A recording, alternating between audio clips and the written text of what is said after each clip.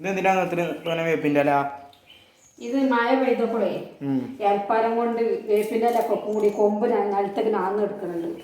അപ്പോൾ അടുത്ത് ഒന്നാണ്. അപ്പം നമുക്ക് എന്തെങ്കിലും അച്ചാറിടുകയാണെങ്കിൽ ഇതോടെ തയ്യാറാക്കി വെച്ചാൽ നമുക്ക് വലിയ നെല്ലിക്ക മാങ്ങ എന്തെങ്കിലുമൊക്കെ കിട്ടുകയാണെങ്കിൽ നമുക്ക് പെട്ടെന്ന് അച്ചാറുമണി കഴിക്കാം.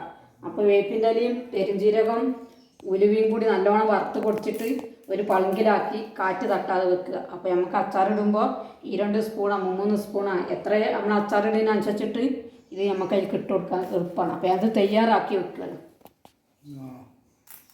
നമ്മൾ വേപ്പിൻ്റെ ഇലയും പെരുംജീരകം ഉലുവയും ഇവിടെ തയ്യാറായി. ഇനി നമുക്കിതൊന്ന് നല്ലോണം പൊടിച്ചെടുക്കാം. എന്നിട്ടൊരു പളുങ്കിലോ നല്ല എന്തെങ്കിലും ഒരു പാത്രത്തിൽ ഇത് അടച്ചു വെച്ചാൽ നമുക്ക് വല്ലപ്പോഴും എന്തെങ്കിലും അച്ചാറിടാൻ കിട്ടുകയാണെങ്കിൽ ഇത് നമുക്ക് അച്ചാർ തയ്യാറാക്കാൻ വളരെ എളുപ്പമാണ്.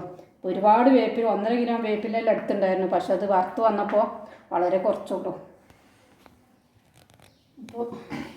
അപ്പോൾ നമ്മൾ അച്ചാറിലേക്കുള്ള ചേരുവ ഇവിടെ റെഡി ആയിട്ടാണ്. നല്ല സ്മെല്ലുണ്ട്.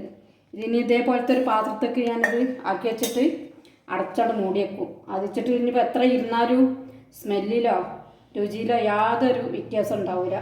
അപ്പോൾ വേപ്പിൻ്റെ ഇലയൊക്കെ കൂടുതൽ കിട്ടുമ്പോൾ നമ്മൾ അധികം ഫ്രിഡ്ജിൽ കെട്ടിയേക്കണ്ടല്ലോ. അപ്പോൾ ഇതുപോലെയൊക്കെ ഒന്ന് എല്ലാവരും ചെയ്തിട്ട് നിങ്ങളുടെ അഭിപ്രായങ്ങളും കമൻസുകളൊക്കെ നിങ്ങൾ പറയും.